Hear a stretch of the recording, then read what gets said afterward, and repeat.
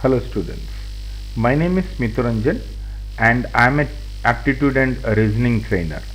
In this video, we will be discussing about ASO Main 2023 questions. Okay, so let's take up the first question. The first question says, after covering a distance of 30 kilometers with uniform speed, due to some defect in the train, the speed of the train reduced by 5 to 4. Okay. So now let's see, मान लीजिए ये एक distance है और इस distance को cover करने के लिए ट्रेन का actual speed 5x kilometre per hour था, बट आफ्टर मूविंग 30 किलोमीटर जाने के बाद due to some defect in the engine अब ये speed 4x kilometre per our हो गया है। अब क्योंकि ये 5x किलोमीटर पर आवर से 4x किलोमीटर पर आवर हो गया, अब ट्रेन 45 मिनट्स ज्यादा टाइम ले रहा है। Now the train is taking 45 minutes more. अब इस क्वेश्चन में एक और चीज है, अगर ये 18 किलोमीटर के बाद होता, ये जो 30 किलोमीटर के बाद हुआ है उसके बाद अगर 18 किलोमीटर के बाद होता तो ये ट्रेन 9 मिनट्स अर्ली पहुंच सकता था। तो अब क्या है कि इस क्वेश्चन में दो चीजें पूछे गए हैं, एक है कि you need to find out the speed of the train, the other one is you need to find out the distance. So पहले हम क्या करते हैं, to find out the speed of the train, पहले ये जो 18 किलोमीटर है इस 18 किलोमीटर को पकड़ते हैं। मान लीजिए इस 18 किलोमीटर को अगर ये 5x किलोमीटर के हिसाब से जाता तो कम टाइम लगता, मगर क्योंकि ये अब 4x किलोमीटर के हिसाब से जा रहा है इसको ज्यादा टाइम लग रहा है।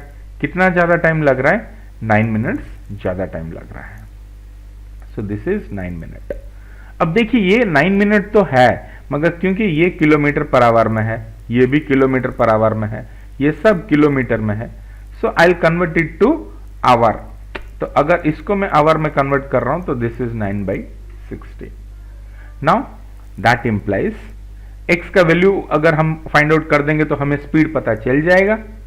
अब ये देखिए ये जो है this is distance by speed is equal to time, this is distance by speed is equal to time and this is the time.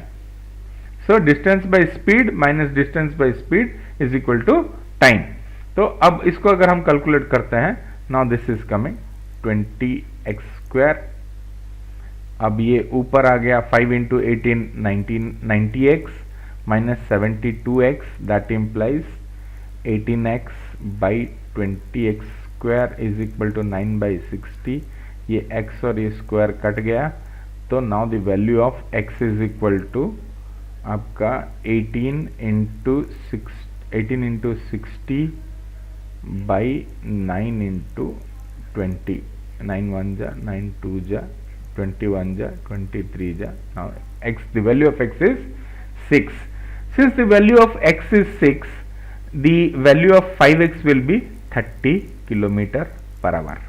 Now this is our actual speed. My dear students, let's concentrate क्योंकि हम x का value 6 आया है।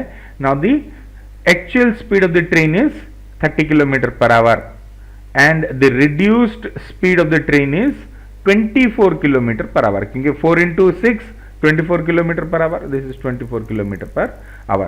So we could find one solution, that is the speed of the train is, actual speed of the train is 30 kilometer per hour. Now understand, we will move on to the next thing to find out the total distance. ये जो 5 kilometer per hour में था, अब जो ये 4 kilometer per hour में हो गया है, now the speed of the ratio of the speed is 5:4, ये 5 में था 4 में आ गया है, 5:4. So the time taken to move the constant distance, ये distance तो constant है, distance ज्यादा नहीं बढ़ रहा है, so the distance is very much constant. So keeping distance constant, speed is inversely proportional to time. ये एक रूल है, keeping distance constant, speed is inversely proportional to time.